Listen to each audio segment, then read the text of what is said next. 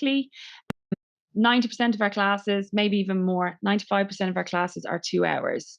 It can take 10, 15 minutes for everyone to get in, get settled. If there's new students, putting them into their groups can take time. So usually class will kick off maybe 15 minutes after the start time.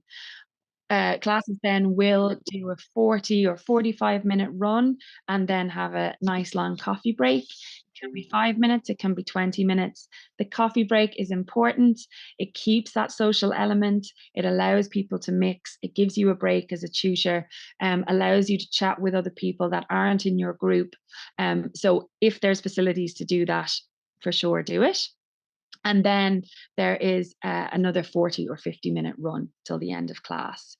What I will say is, like, if you feel with your learners that you're assigned, for example, if they're learners that are beginners or maybe have very, very limited English, if you feel that 2 hours is too long for them, let your coordinator know. It is okay to work with what your learners need and what's comfortable for you. Even if there's only 2 or 3 groups in the whole class that finish half an hour early and maybe take a longer coffee break or whatever it is. Let your coordinator know and make sure that the classes are enjoyable for you and for the learners. If they are just overwhelmed and it's too much after an hour and a half, change it to an hour and a half, change it to an hour. That shouldn't be a problem. Again, it's a very flexible project. I think there's one online class holding on since COVID, but hopefully from everything I've said in the last 50 minutes, you can see that Fáilte Seach really is about in person, and it works best, in my opinion, when people are face to face. One of the most challenging things in Fáilte Seach is figuring out learner levels and then grouping them appropriately. There's no formal assessment in Fáilte Seach. It's very much done over the first couple of weeks by asking questions and indeed asking learners what they feel their level is. Some learners will know their level and might say that they're an A, B, or C. These letters are aligned with the European standard. So A would be beginner, and it goes A1, 2, all the way up to C3, so for higher intermediate. For example, arrivals from Ukraine all offered a formal assessment by the Education and Training Board when they arrived in Ireland. If they took the ETB up on that and did the assessment, they would have been given one of these grades, so they may know their level. So obviously this is it's a good advantage to know that. Other learners might not know or be aware. Also, a lot of adults will pitch themselves lower than maybe they actually are. So I'm going in to learn something new.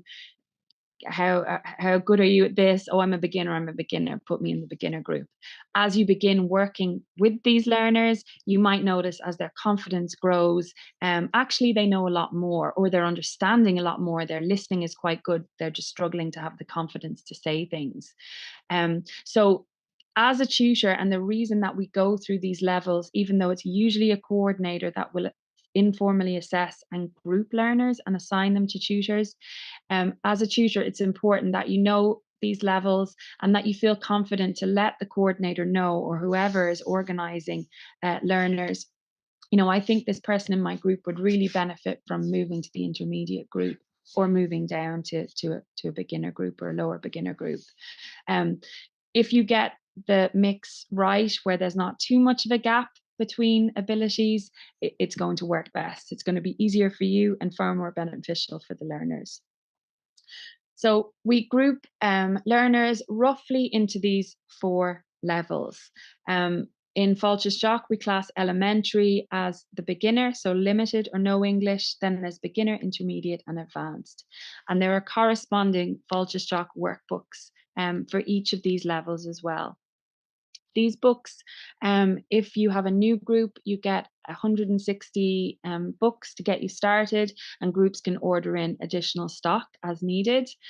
The books are a handy, ready to go resource, but they are not meant to be used as let's start on page one of the beginner book and go through the whole thing and move on to the intermediate.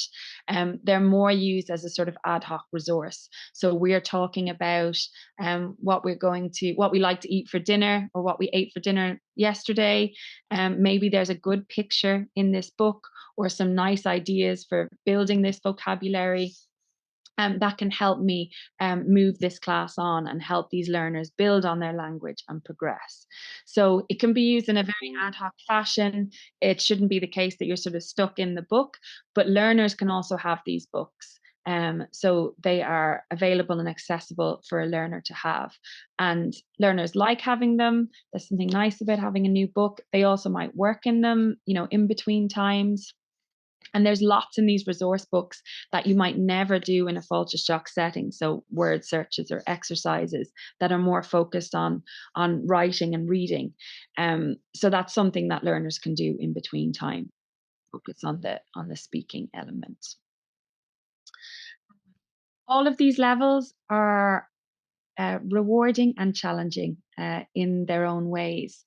Usually, people are most nervous about working with learners who have no English. In my experience, I find this level the most enjoyable to work with. You have to get really creative. It's a real thrill when you get to the end of a 2-hour session and you started out and nobody could understand each other, and then you manage to communicate in some way and everybody learns something. It's very rewarding to see somebody who comes in often with very low confidence, no English, begin to build in confidence and begin to speak outside of the class, or use the language every day. So it's a very enjoyable level to work with. There is more prep, I suppose, involved, or you would lean more on resources, I suppose is a better way to describe it. When you're working with the lower levels, you're likely to lean more on visual resources, whether that's pictures that you bring in, the Aldi catalogue, or our books, as an example. So you will need more support to explain the language than you would, say, with intermediate and advanced. When you get up to the higher levels, there are lots and lots of Falcha Shock tutors that come in and just begin talking. And that's how the class runs. You don't necessarily need to spend hours and hours lesson prep for any level with Falcha Shock, but a few good resources will take you a long way with beginners. The advanced learners, I would find the most challenging. They ask the most difficult questions. Sometimes I don't know the answers. So really, it's about level setting with this. With the more advanced learners, making sure that all levels and everybody who attends the class knows that Falcha Shock is an informal class. It's about conversation. It's not a formal or structured class. And the point of being there is to really improve their fluency. Often advanced learners will come in with quite a specific goal in mind. So they might be practicing for a formal assessment or for a job interview. We had one guy that wanted to do the perfect marriage proposal in English. So people come in for all sorts of reasons to get their English just right. So I mentioned the ratio, one tutor to 2 or 3 students, really we feel is ideal. This doesn't always happen, but as close to is good. If you are feeling overwhelmed, like there's too few volunteers and loads of learners, let your coordinator know. Contact us. We have lists of people waiting to volunteer. So maybe it's a case of recruiting more people or putting a cap on the number of learners that can attend.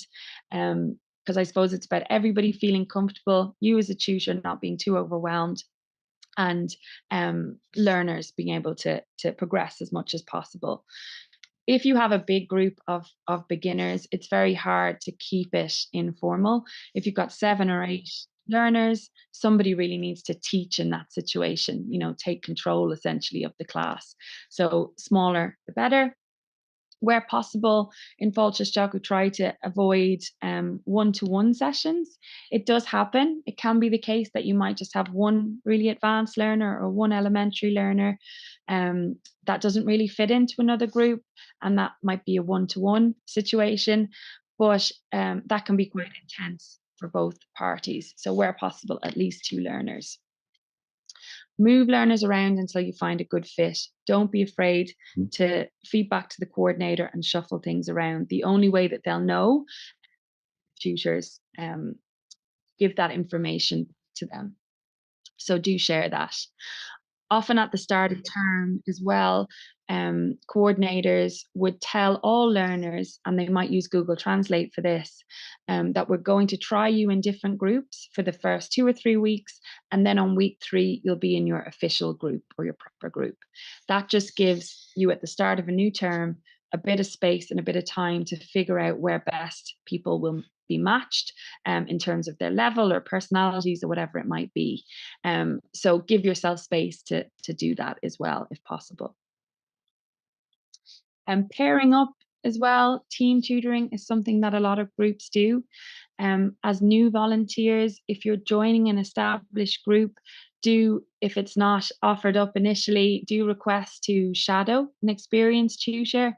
It's really interesting to see how somebody else approaches a class. You'll always learn something from another tutor, and every single one will do it slightly differently. So, if that's something that you feel would be beneficial and help with your confidence, do request that. And some groups do team tutoring always, so not just when they start. So two tutors will run a slightly larger class. So you might work with 6 learners, for example, with 2 tutors. And this can work really well. It means that sometimes one tutor will lead the first half of the session and the other will do the last half, or the second half. It also means if someone's away, there's a bit of consistency. If I'm away for a week, the other tutor can lead that class for that week. So that sort of trust and rapport isn't broken with learners moving around to different tutors. And the idea is, as a tutor, that you work with the same group of learners for a stretch of time, that you get that opportunity to get to know them and progress with them rather than being moved around all the time. So before I move on